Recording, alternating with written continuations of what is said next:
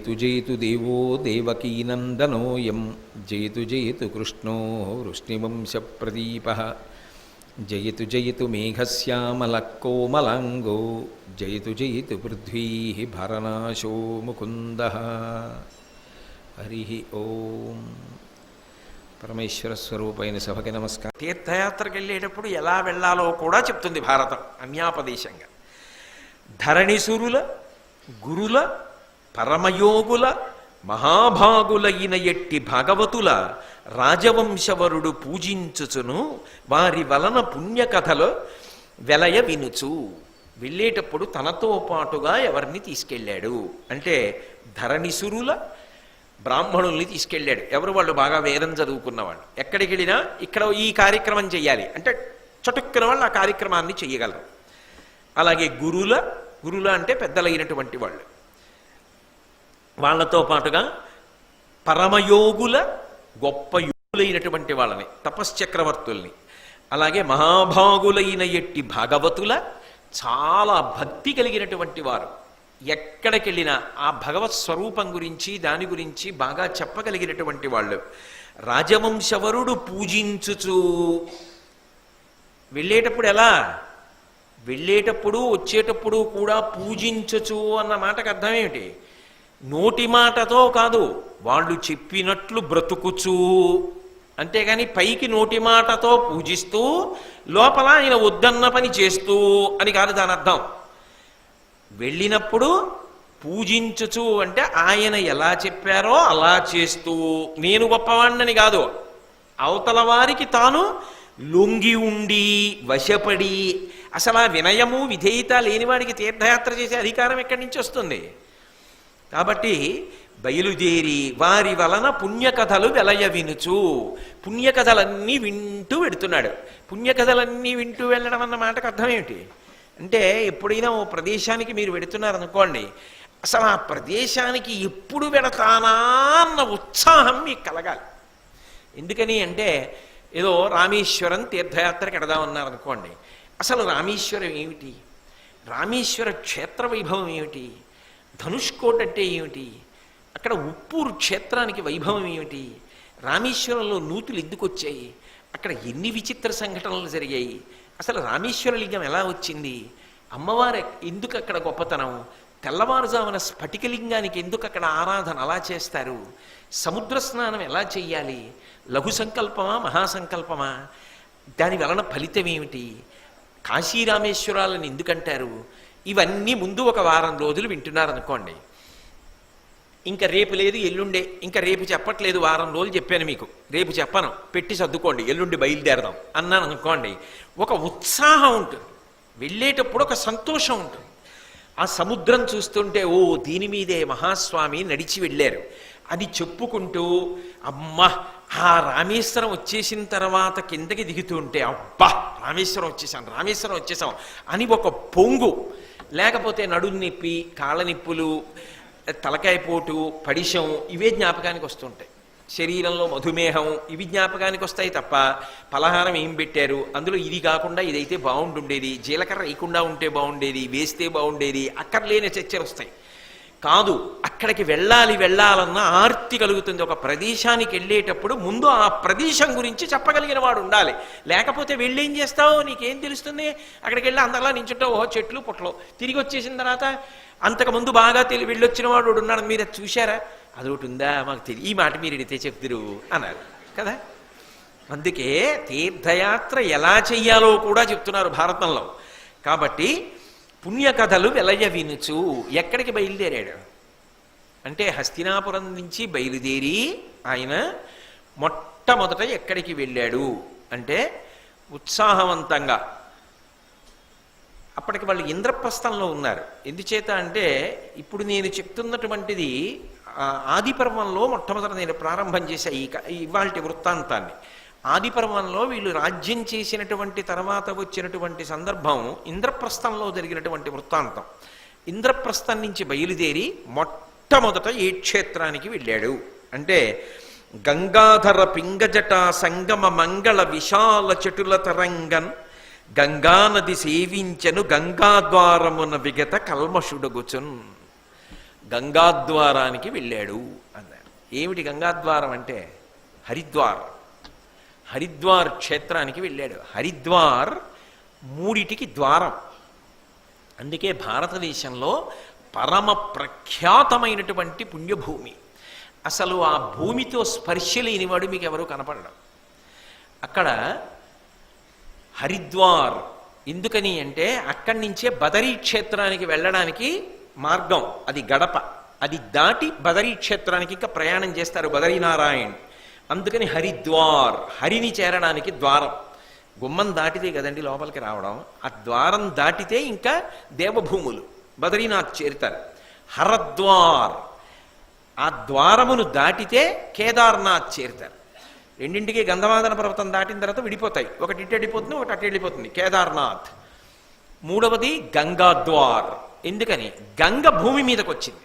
గంగ మొట్టమొదట హిమవత్ పర్వతం నుంచి పడుతూ పర్వతముల యొక్క లోయలలో తిరుగుతూ మొట్టమొదట భారతదేశంలో మైదాన ప్రాంతం మీదకి 250 మైళ్ళు ప్రయాణం చేసిన తర్వాత హిమాలయాల మించి భూమి మీదకి ప్రవేశించినది మొట్టమొదట ఎక్కడ అంటే హరిద్వార్ క్షేత్రంలో ప్రవేశించింది. గంగ మైదాన ప్రాంతంలోకి వచ్చింది కాబట్టి అది గంగకి ద్వార్, గంగాద్వార్. అందుకే మిగిలిన చోట్ల కన్నా హరిద్వార్లో గంగా స్నానం ఓషధీయుక్తమై ఉంటుంది అంటారు. ఎందుకని అంటే హిమోత్పర్వతం నుంచి వస్తూ ఉంటుంది కాబట్టి విశేషమైనటువంటి ఓషధీ శక్తితో కూడా వస్తుంది. అందున అసలు అక్కడ ఉండేటటువంటి గంగానది యొక్క జరి అలా ఇలా ఉండదు. మనందరం హరిద్వార్ వెళ్ళినప్పుడు కాళికాదేవి దేవాలయం ఒడ్డున ఉన్నటువంటి గంగా ప్రవాహంలో స్నానం చేశాం. అబ్బా, అసలు ఆ గంగా ప్రవాహం ఆ మానసాదేవి దేవాలయం పైన నిలబడితే అనేక పాయలుగా వెళ్ళిపోతున్నటువంటి ఆ గంగా, ఆ హర్కి పౌరి ఆ క్షేత్రం, ఆ మెట్లు ఎక్కడం, పైకి వెళ్ళడం, మానసాదేవి దేవాలయం, దక్షమందిరం, మాయాదేవి దేవాలయం, ఇవన్నీ తలుచుకుంటుంటే ఏమి హరిద్వారం రా అనిపిస్తుంది. అంత గొప్ప పుణ్యక్షేత్రం. మొట్టమొదట ఆ గంగాద్వారానికి వెళ్ళాడు. ఈ గంగాద్వారానికి ఒక ప్రసిద్ధి ఉంది. ఏమిటి అంటే దానికి పౌరాణికంగా మాయాపురి అని పేరు. అందుకే సప్తపుణ్యక్షేత్రములు, సప్త మోక్షనగరములు అంటారు. అయోధ్య, మధుర, మాయా, కాశీ, కాంచి, అవంతిక, పురి, ద్వారావతి చైవ సప్తైతే మోక్షదాయక.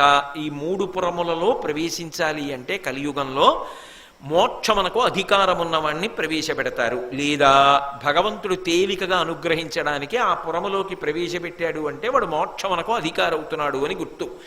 6 మోక్షపురులు ఉత్తర భారతంలో ఉంటే దక్షిణ భారతదేశం మొత్తం మీద ఉన్న ఏకైక మోక్షపురి కంచి.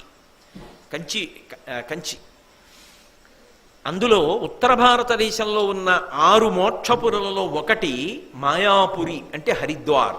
అక్కడ మాయాదేవి అన్న పేరుతో అమ్మవారు వెలిసి ఉంది. ఆవిడ చుట్టూ పరివార దేవతలు ఉంటారు. మనందరం వెళ్ళి అక్కడ సుబ్రహ్మణ్య శర్మ గారు చాలాసేపు దుర్గా సప్తశతి పారాయణం కూడా చేశారు. కాబట్టి ఆశ్చర్యం ఏంటంటే ఆ మాయాదేవి దేవాలయం పక్కనే నాకంఠం వినపడుతుంటే ఇదేమిటి నాకంఠం వినపడుతోందని మనం అక్కడికి వెళ్ళేటప్పటికీ నేను సౌందర్యలహరి మీరు చేసిన ప్రసంగాలు అక్కడ దేవాలయంలో అర్చకులు వింటున్నారు. నేను నా జన్మ ధన్యమైంది, ఇక్కడ నా ప్రసంగం వినపడుతోందని పొంగిపోయాను కూడా. కాబట్టి అటువంటి హరిద్వార్, అక్కడికి అర్జునుడు చేరుకున్నాడు. అంటే జీవితంలో హరిద్వార్ వెళ్ళడం ఎంత గొప్ప విషయమో చూడండి. హరిద్వార్ వెళ్ళడం ఎంత గొప్ప విషయమో, హరిద్వార్ యాత్ర మనసులో మధుర స్మృతిగా మిగిలిపోవలసిన అవసరం కూడా అంత అవసరం. కాబట్టి అలా వెళ్ళి ఆ హరిద్వార్లో ఉన్న గంగా నదిని చూశాట. గంగాధర పింగజట సంగమ మంగళ విశాల చెటుల తరంగన్. అప్పుడే కదూ కిందకు వచ్చింది మరి భూమి మీదకి. అక్కడ గంగ రంగు చెప్తున్నాడు. అర్జునుడు ఎంత పొంగిపోయాడు. గంగాధర పింగజట, ఎర్రటి జటాజూటంతో ఉంటుంది శివుడు. అరుణ జటేశ్వరుడు అని పేరు. తమిళనాడులో ఇప్పటికీ పెట్టుకుంటారు పేరు, అరుణ జటేశ్వరుడు అని పేరు పెట్టుకుంటారు. మాకు మా ఆఫీసులోనే ఏజిఎంక్యూసీ అని చాలా పెద్ద పదవి, ఆ ఉద్యోగం చేశారు. ఆయన పేరు అరుణ జడాయ్ అనేవారు. అరుణ జటాయ్, ఆయన పేరు అరుణ జటేశ్వరుడు. అరుణ జటేశ్వరుడు అంటే ఎర్రని జటలు గలవాడు. ఎప్పుడు గంగోదకంతో తడిసి ఉంటుంది కాబట్టి ఆయన జుత్తు ఎర్రగా ఉంటుంది. కాబట్టి గంగాధర పింగజట సంగమ మంగళ విశాల చటుల తరంగన్ పరమశివుని యొక్క జటాజూటానికి తాకి వస్తున్నప్పుడు ఆ ఎరుపు ఇందులో కలిసిందా అన్నట్టుగా ఎర్రటి నీటితో ఉన్న గంగ మొట్టమొదట మైదానంలోకి వచ్చింది కదూ. నీరు కొద్దిగా ఎరుపు వర్ణం కలిసి ఉంటుంది. మామూలుగా అయితే గంగ తెలుపు, యమున నలుపు, ఏ కాశీ దాకానో వెడితే. అందుకని అటువంటి ఎరుపు నీరు గంగానది సేవించెను. అసలు ఆ గంగ దగ్గరికి వెళ్ళి గంగని సేవించట పరీక్షణ్ మహారాజు సేవించాడు. అసలు ఆ గంగ పేరు చెప్పేటప్పటికే ఒళ్ళు తెలియదు, అంత గొప్ప గంగా ప్రవాహం. ఆ గంగానది సేవించను గంగాద్వారమున విగత కల్మషుడగుచున్. మనసులో ఉన్నటువంటి సమస్తమైన బరువులు దిగిపోతుండగా హరిద్వారం వెడితే అంత ఆనందంగా ఉంటుందిట. అక్కడికి వెళ్ళి అంత సంతోషంగా గంగా నదిని సేవించేట. ఎందుకని? ఆ నదీ స్నానం అంత గొప్పది హరిద్వారంలో. అందుకని గంగా నదిని సేవించాడు. ఇక్కడ నేను ఒక విషయాన్ని ప్రస్తావన చేయవలసి ఉంటుంది. హరిద్వార క్షేత్రంలో ఒక విశేషం ఉంది. ఇవన్నీ ఒకెత్తైతే అక్కడ మానసాదేవి వెలిసి ఉంది. అక్కడ మానసాదేవి ఒక కొండ మీద ఉంటుంది. మనందరం హరిద్వార్ తీర్థయాత్రకు వెళ్ళినప్పుడు చూసాం. ఆ మానసాదేవి దేవాలయంలో ఉన్నటువంటి అమ్మవారు పావు రూపంలో తిరుగుతుంది.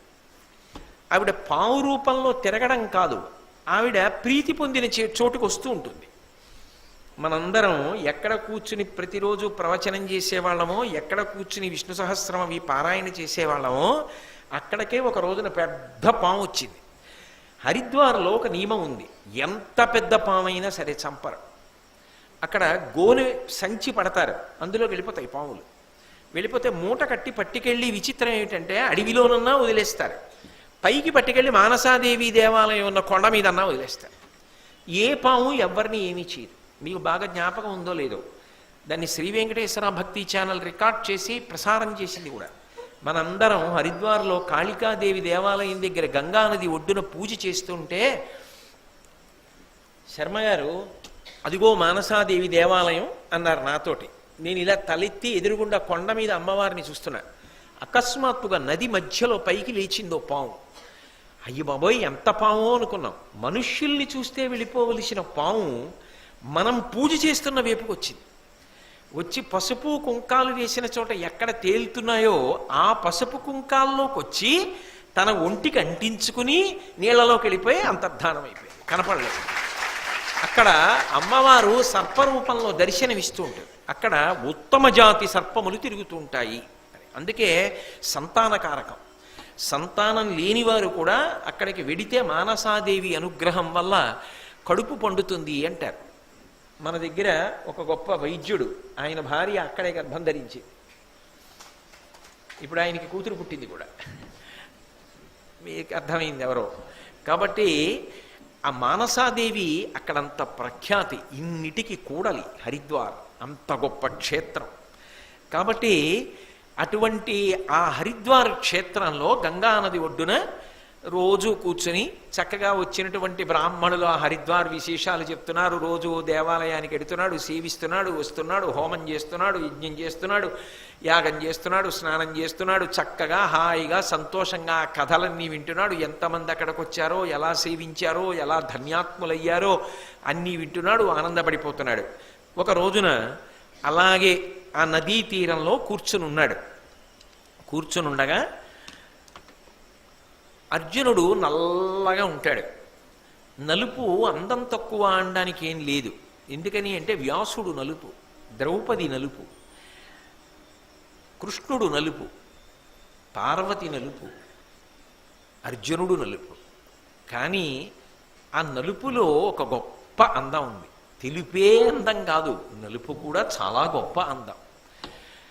కాబట్టి ఆయన ఆ గంగానది ఒడ్డున కూర్చుని దేవరుణం దేవతలకి తర్పణ చేశాడు, పితృదేవతలకి తర్పణ చేశాడు, ఋషులకు తర్పణ చేశాడు. అంటే ప్రతినిత్యము ఏది చెయ్యాలో దాన్నంతటినీ నిర్వర్తించి హోమం చేస్తున్నాడు. ఆ చుట్టూ వేద పండితులు, బ్రాహ్మణులు అందరూ కూర్చున్నారు, ఆయనతో వచ్చిన పౌరాణికులు అందరూ. ఇంతలో ఆ నదీ తీరానికి ఉలూచి, ఉలూపి రెండు పేర్లతో పిలుస్తారు. ఆ ఉలూచి వచ్చింది. ఆమె నాగకన్య. ఆమె అర్జునుణ్ణి చూసింది. అర్జునుణ్ణి చూసి ఆయన అందచందాలు, ఆయన బాహువులు ఏనుగు తొండాల్లా ఉంటాయిట అర్జునుడి యొక్క బాహువులు. ఆయన యొక్క సౌందర్యం, ఆయన పరాక్రమం ఇవన్నీ ఇంతకుముందు విని ఉంది. ఆమెకి దివ్యమైనటువంటి శక్తి ఉంది. యథాతథంగా హోమం చేస్తున్న వాడిని హోమం చేస్తున్నట్టుగానే కదిపేసి ఎక్కడో నాగలోకంలో ఉన్న తన అంతఃపురంలోకి తీసుకెళ్ళిపోయి ఆయన ఇలా కళ్ళు మూసుకొని ధ్యానం చేసి కళ్ళు తెరిచాడు. తెరిచేటప్పటికీ గంగ ఒడ్డున లేడు. చుట్టూ ఉన్నటువంటి తన పరివారం లేదు. ఎక్కడో పాతాళంలో నాగలోకంలో ఉన్నటువంటి ఉలూచి యొక్క మందిరంలో ఉన్నాడు.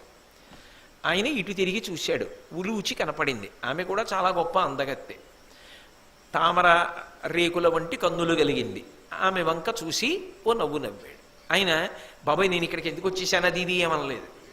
ఎదురుగుండా అగ్నిహోత్రం ఉంది. అది అగ్ని పట్ల గౌరవం. తాను హోమానికి కూర్చునున్నాడు. గంగ ఒడ్డున లేడు, ఇంకొక చోటన ఉన్నాడు. అయినా హోమం పూర్తి చేయాలిగా. అందుకని ముందు హోమం పూర్తి చేశాడు. ఎంత నియమపాలనం చేస్తారో చూడండి. తప్ప ఇదేమిటి ఇక్కడికి వచ్చానని మాత్రం అడగలేదు ఆయన. ముందు హోమ కార్యక్రమం పూర్తి చేశాడు. పూర్తి చేసి ఇటు తిరిగి ఉలూచి వంక చూశాడు. నేను ఉలూచి అన్నా ఉలూపి అన్నా రెండు రకాలుగా ఎలా ఉచ్చరించినా ఆమె ఏరుస్తుందండి.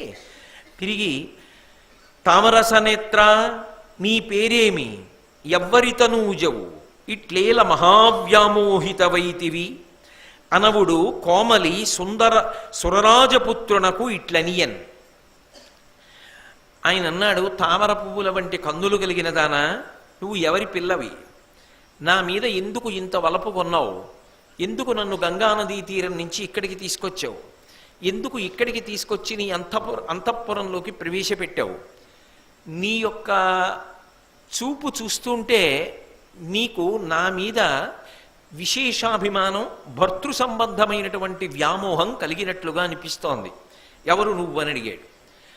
ఆమె అంది వెంటనే, నేను నాగులలో ఐరావత వంశమునకు చెందినటువంటి కౌరవ్యుడు అనబడేటటువంటి ఒక మహానాగము యొక్క కుమార్తెని, నేను నాగకన్యని అని చెప్పింది.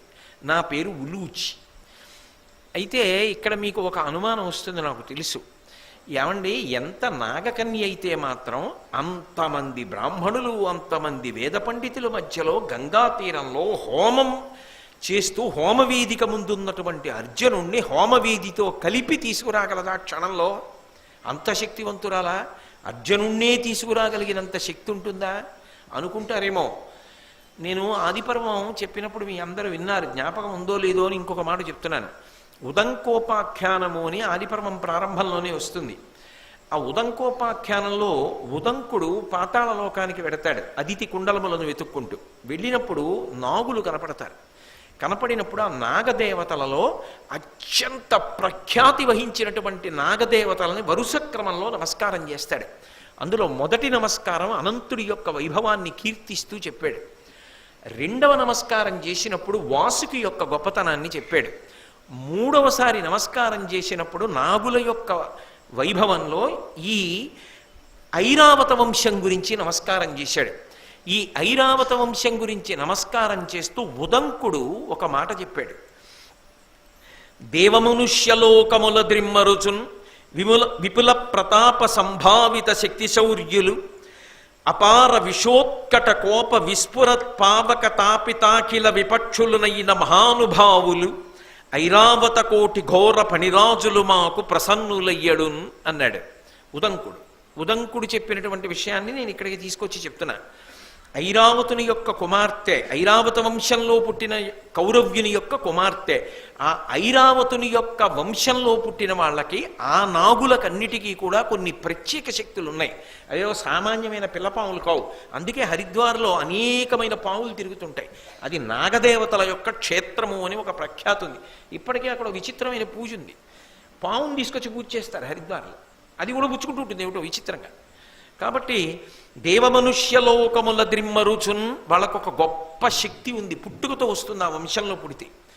ఆ వంశంలో పుట్టిన పాములు కామరూపులు, కావలసిన రూపాన్ని పొందుతారు.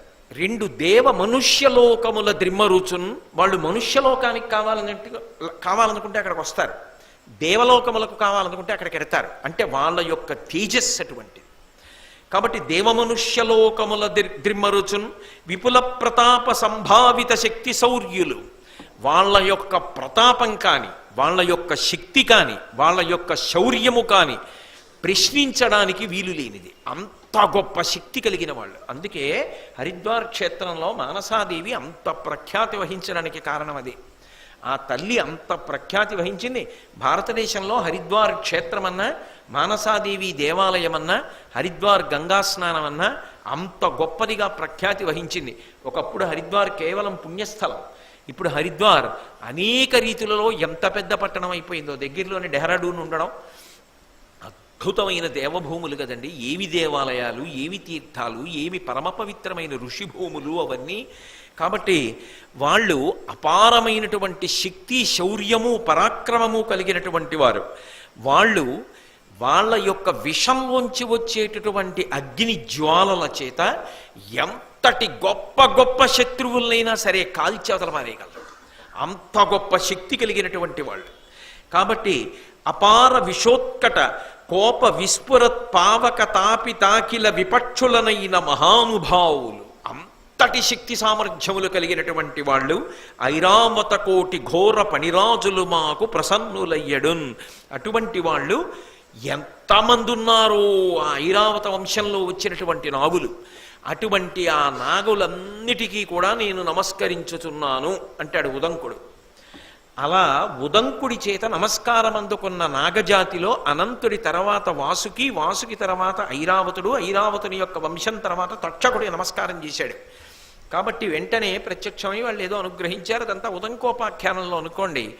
అంత గొప్ప నాగదేవతల యొక్క వంశానికి చెందినదానను నేను.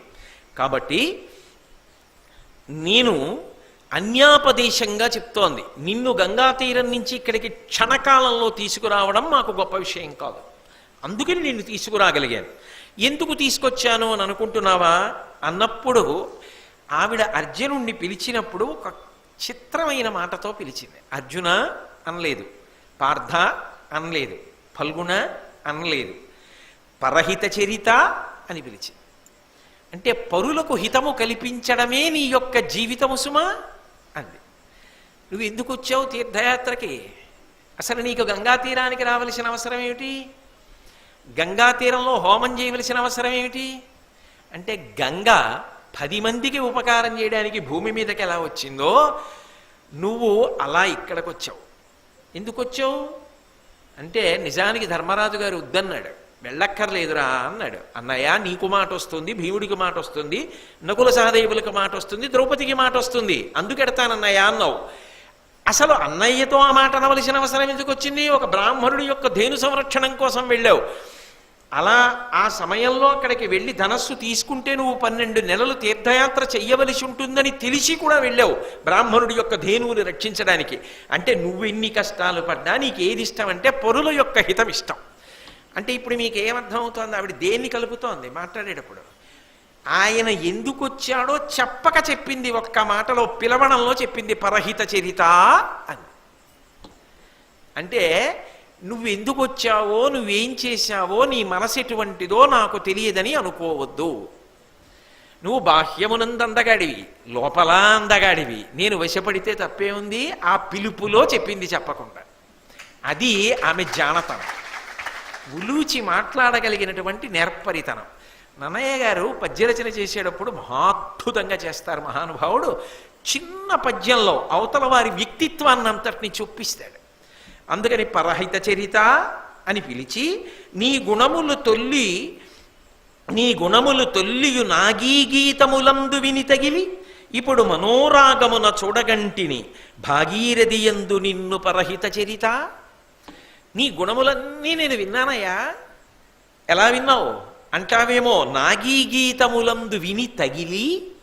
నాగీగీతములు అంటే నాగదేవతలు, ఆమె చెలికెత్తెలు ఉంటారు కదూ, అవన్నీ ఆడపాములు. వాళ్ళందరూ పాటలు పాడుకుంటుంటారు. వాళ్ళందరూ ఎవరి మీద పాటలు పాడుకుంటారు అంటే అర్జునుడి యొక్క గుణముల మీద పాటలు పాడుకుంటుంటారట. ఆ పాటలన్నీ విని రుక్మిణీ కళ్యాణ ఘట్టంలో రుక్మిణీదేవి ఇంటికి వచ్చినటువంటి వాళ్ళందరూ కృష్ణుడి మీద చెప్తుంటే విని సంతోషించినట్టుగా బంధువులందరన్ కృష్ణునకు బాలికమిచ్చుమటంచు సేము శ్రీ సింధువులై విచారముల్చేయగవారల నడ్డు పెట్టి దుస్సంధుడు రుక్మి కృష్ణుడిడ చాల విరోధము చేసి మత్త పుష్పంధియ వేణిలిత్తు శిశుపాలన కంచు తలంచనంధుడై అంటారు పోతన గారు. అలా ఇక్కడ నాగీ గీతములను విని, అంటే నా చెలి కత్తెలైనటువంటి పాములు, ఆడపాములు పాటలు పాడుకునేటప్పుడు నీ గుణములను పాడతాయి. అంటే అన్ని శక్తులున్న వాళ్ళకి కూడా ఎవరి శక్తి అంటే ఇష్టం, ఎవరి అందం అంటే ఇష్టం, ఎవరి రూపం అంటే ఇష్టం, అంటే అర్జునుడు అంటే ఇష్టం. కాబట్టి వాళ్ళందరూ పాటలు పాడుతుంటారు. విని అని ఊరుకోలేదు ఆవిడ. అంది విని తగిలి, అంటే నీ యందు బాగా వలపు పెంచుకున్నాను, నిన్ను భర్తగా పొందాలన్న ఆకాంక్ష నాకున్నది అని చెప్పడానికి 3 అక్షరాలు వేసింది. విని తగిలి నా మనసు తగులుకుంది నీ యందు. ఇప్పుడు మనోరాగమున చూడగంటిని, నా మనసు రాగము ఉద్భుతమయ్యేటట్టుగా ఎంతో సంతోషంగా నిన్ను చూడగలిగా. ఏమిటి దాని అర్థం?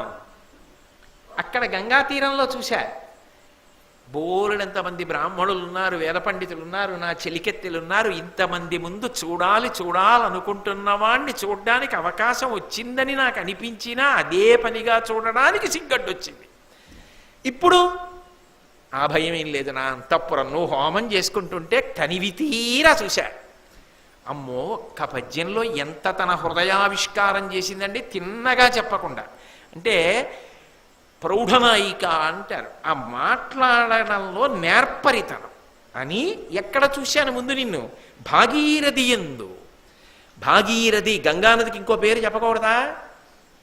భగీరథుడు తీసుకొచ్చాడు కాబట్టి భాగీరథి. భగీరథుడు ఎందుకు తీసుకొచ్చాడు? తన కోసం తీసుకురాలేదు. ఎప్పుడో శరీరం వదిలిపెట్టేసిన తన పితృదేవతల కోసం తీసుకొచ్చాడు. ఆయన తన పితృదేవతల కోసం తీసుకొస్తే మేమందరం ఏం చేస్తున్నాం? మేం వెళ్ళి స్నానాలు చేసి మా పాపాలు పోగొట్టుకుంటున్నాం. భాగీరథికి నీకు ఏమిటి తేడా? తన పూర్వీకుల పాపం పోగొట్టడానికి భగీరథుడు గంగని తీసుకొచ్చాడు. వాళ్ళందరికీ ఏమైనా మాట వస్తుందేమోనని గంగది ఎంత గొప్ప హృదయమో అలా నువ్వు వచ్చావు. గంగని లోకం వాడుకుంటోంది, నిన్ను నేను వాడుకుంటాను, భర్తని చేసుకుంటాను. ఇన్ని చెప్పాలా? నోరు విప్పి స్పష్టంగా చెప్పాలా?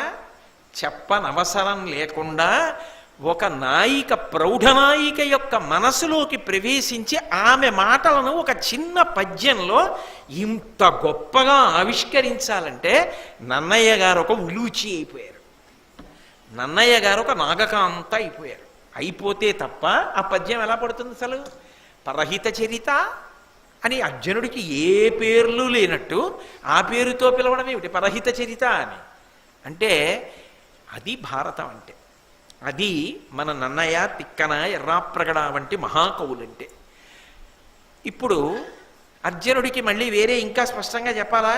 అమాయకుడా, ఆయనకి తెలుసు, ఆయనకి అర్థమైంది. ఓ, ఎందుకు తీసుకొచ్చింది అన్నది అర్థమైంది. ఆయన కూడా అంత అందంగా మాట్లాడాడు. ఎందుకనంటే అందమైనటువంటి ప్రతిపాదనకి అందమైన రీతిలో మాట్లాడితేనే అవతల వారి యొక్క ఊహలకి తగినట్టుగా నిలబడగలగలం. మరి ఉలూచి అంత గొప్పగా మాట్లాడితే అర్జునుడు ఎంత గొప్పగా మాట్లాడి జవాబు చెప్పకపోతే ఇంకా అర్జునుడి శీల వైభవం ఏమవుతుంది? బాహ్య అందం కాదు, లోపలి అందం ఆవిష్కరింపబడాలంటే మాటల చేత ఆవిష్కరింపబడాలి. మంగళాశాసన పరై మదాచార్య పురోగమై సర్వైశ్చ పూర్వైరాచార్యై సత్కృతాయాస్తు మంగళం. మంగళం కోసలేంద్రాయ మహనీయ గుణాత్మనే చక్రవర్తి తనూజాయ సర్వభౌమాయ మంగళం. ఉమాకాంతాయ కాంతాయ కామితార్థప్రదాయినే శ్రీగిరీశాయ దేవాయ మలినాథాయ మంగళం. సర్వం శ్రీ ఉమామహేశ్వర పరబ్రహ్మార్పణమస్తు. స్వస్తి.